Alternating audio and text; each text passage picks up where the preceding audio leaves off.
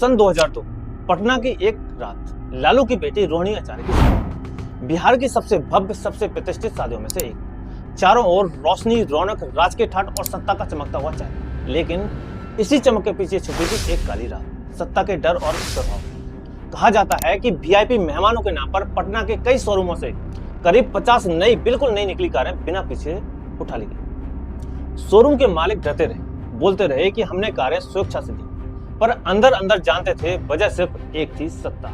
कारें ही नहीं, बिजली के भारी खर्च, सोफा सेट, सजावट, फर्नीचर, सब कुछ जैसे एक इशारे पर चलता था। उस रात सिर्फ शादी नहीं हुई थी, उस रात लोगों ने नजरों के सामने सत्ता की ताकत और डर की असली कीमत देखी थी। समय बीता, साल गुजरे, किरदार बदल गए, लेकिन यादें कभी पुरानी नहीं होती। फिर आया वो वक्त जब तेजस्वी यादव ने पूरे बिहार में नई उम्मीद का ऐलान किया। उनकी समाएं भीड़ से भरने लगी, पोस्टर पर मुस्कुराहट, भाषणों में आत्मविश्वास, और जनता को हर जगह यह संदेश दिया गया, सरकार बदलने वाली। लोगों को लगा शायद अब बिहार का नया अध्याय शुरू होगा, लेकिन उसी समय लोगों के दिलों में वही पुराना डर वापस जाग उठा।